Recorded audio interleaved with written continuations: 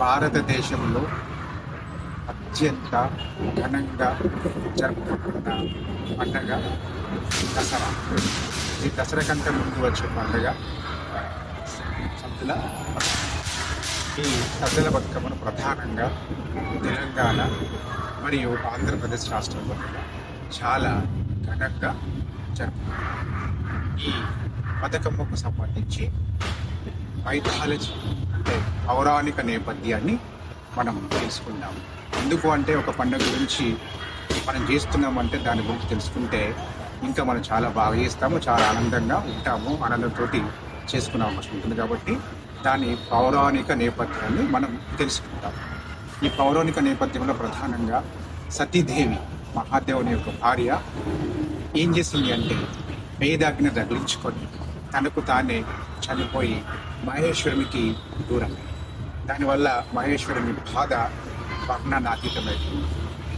దాంతో పాటుగా పార్వతీదేవి భూలోకం పైన జన్మించి మహేశ్వరుడు లేకపోవడం వల్ల తను కూడా విలపిస్తూ ఏడుస్తూ భూలోకం పైన తిరిగే క్రమం లోపల మహిళలందరూ కూడా అమ్మా నువ్వు బతకాలి, బతికి మహేశ్వరుని చేరుకోవాలి, చేరుకుంటేనే ఈ యొక్క సృష్టికి అర్థమవుతుంది ఉద్దేశంతో ఆ మాతను మహాదేవిని కొలుస్తూ ఆమెను గౌరవిస్తూ ఆమెను ప్రోత్సహిస్తూ అప్పటి నుంచి బతుకమ్మ ప్రారంభమైందని పౌరాణిక నేపథ్యంలో ఉంది. ఇక చారిత్రక నేపథ్యం ఏంటంటే ముఖ్యంగా కరీంనగర్ జిల్లాలో ఉన్న వేములవాడ రాజరాజేశ్వర స్వామి ఆలయం. అక్కడ ముఖ్యంగా ఆ వేములవాడలో మన తెలంగాణ ఆంధ్ర ప్రాంతాన్ని రాష్ట్రకూటులు పాలించేవాళ్ళు.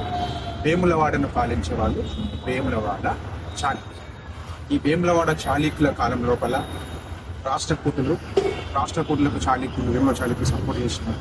ఇదే క్రమం లోపల చోళులు ఆ సమయం లోపల మన ప్రాంతానికి వచ్చి మన ప్రాంతం లోపల ఉన్న రాజులను ఓడించి ముఖ్యంగా రాజరాజేశ్వరి ఆలయం అంటే వేములవాడలో ఉన్న రాజరాజేశ్వరి ఆలయం లోపల ఉన్న శివలింగాన్ని తీసుకుని వెళ్ళి బృహదీశ్వర ఆలయం లోపల ప్రతిష్ఠించారు.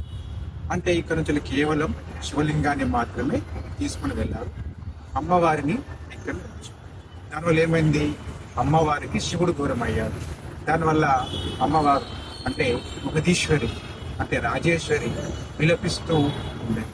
దాన్ని అర్థం చేసుకొని ఆ యొక్క బాధను చోళులకు చెప్పడం ఉద్దేశంతో తెలంగాణ మరియు ఆంధ్రప్రదేశ్ మహిళలు అందరూ కూడా రాజరాజేశ్వరి దేవికి సపోర్ట్ చేస్తూ ఈ యొక్క బతుకమ్మ పండుగను ప్రారంభించారు. ఇది చారిత్రక నేపథ్యం. ఈ చోళులకు తెలియాలని చెప్పేసి మేరు పర్వతం లాంటి బతుకమ్మను ఎక్కువ పెద్ద పెద్ద మంచి పూలతోటి ఎత్తుగా ఆ బతుకమ్మను పేర్చి చోళులకు ఈ యొక్క ప్రాంతం యొక్క ప్రజల యొక్క బాధను తెలిపారు. ఇది చారిత్రక నేపథ్యం. ఇకపోతే బతుకమ్మను ముఖ్యంగా 9 రోజులు మనం నిర్వహించుకుంటాం. ఈ 9 రోజుల లోపల ఫస్ట్ వన్ ఏంటంటే ఎంగిలి పూల బతుకమ్మ. దీన్ని చిన్న బతుకమ్మ అని కూడా అంటారు. ఎంగిలి పూల బతుకమ్మ ఎందుకు వచ్చింది అంటే ఎందుకు పేరు వచ్చింది అంటే 2 అంశాలు ఉన్నాయి, 2 స్టోరీస్ ఉన్నాయి. ఒక స్టోరీ ఏంటంటే మనం ఆ రోజు అంటే మహిళలందరూ కూడా ఒక రోజు ముందు పూలను తెంపుకొని వచ్చి నీళ్ళలో నానబెడతారు. నీళ్ళల్లో నానబెట్టి తెల్లారి పేరుస్తారు. కాబట్టి ఆ నీళ్ళలో నానబెట్టడం వల్ల ఆ పువ్వులు ఎంగిలి అయ్యాయని తీసుకొని అప్పటి నుంచి దాన్ని ఎంగిలి బతుకమ్మని అంటారు. ఇంకొక స్టోరీ ఈ ఎంగిలి బతుకమ్మకు సంబంధించి ఏంటంటే ముఖ్యంగా ఆ రోజు మహాలయ అమావాస్య పెద్దరామాస వస్తుంది కాబట్టి పెద్దలకు నైవేద్యం ఇచ్చిన తర్వాత ఈ యొక్క బతుకమ్మను పేరుస్తారు. అందువల్ల దీనికి ఎంగిలి బతుకమ్మ అనే పేరు వచ్చింది. ఇది మొదటి రోజు. ఇక రెండవ రోజు జరుపుకునే బతుకమ్మ ఏంటంటే అటుకుల బతుకమ్మ. అటుకుల బతుకమ్మ అనేది పేరు వచ్చిందంటే ఈ రోజు కేవలం అమ్మవారికి నైవేద్యంగా కేవలం అటుకులను మాత్రమే, బెల్లాన్ని మాత్రమే మరియు ఇతరత్ర సీసమ్ సీడ్స్ అంటే న్యూట్రిషన్ సీడ్స్ను నైవేద్యంగా పెడతారు. ముఖ్యంగా బ్లాటర్ అంటే అటుకులను మాత్రమే నైవేద్యంగా పెడతారు. కాబట్టి ఆ రెండవ రోజు అటుకుల బతుకమ్మగా. ఇక మూడవ రోజు జరుపుకునే బతుకమ్మ ఏంటంటే ముద్ద పువ్వుల బతుకమ్మ లేదా ముద్దపప్పు బతుకమ్మ. ఈ ముద్ద పువ్వులు అంటే ముఖ్యంగా ముద్దబంతి పువ్వులు ఏవైతే మనకు ముద్దగా ఉంటాయో అలాంటి పూలతోటి ముద్దబంతి పువ్వులు మునుగు పువ్వులు, తర్వాత ఏంటిది తంగెడు పువ్వులు అన్నిటి కూడా కలిపి ఈ యొక్క బతుకమ్మను పేరుస్తారు. కాబట్టి అందుకే ఆ రోజుకు ముద్ద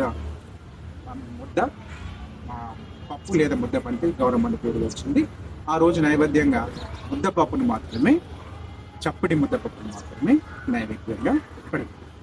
ఇక 4వ రోజు నానబియ్యం బతుకమ్మ. అంటే నానబియ్యం బతుకమ్మ అంటే పూలన్నీ దాదాపుగా ఆ ప్రాంతంలో లభించే పూలను సేకరించి మహిళలు బతుకమ్మను పూజిస్తారు.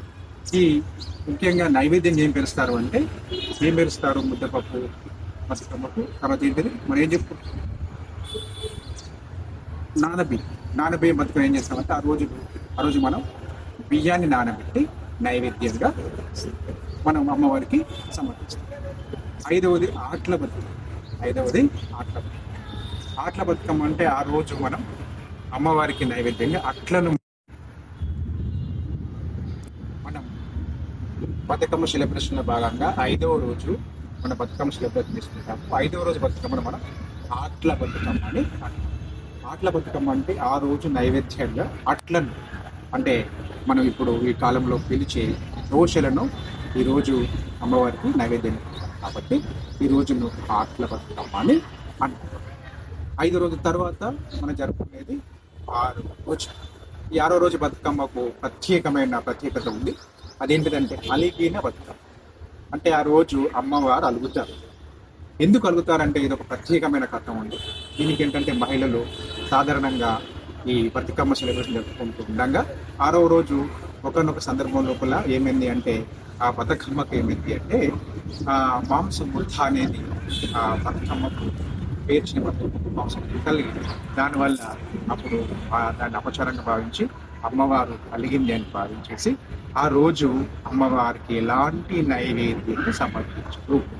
ఈవెన్ దో బతుకమ్మను కూడా పేర్చరు.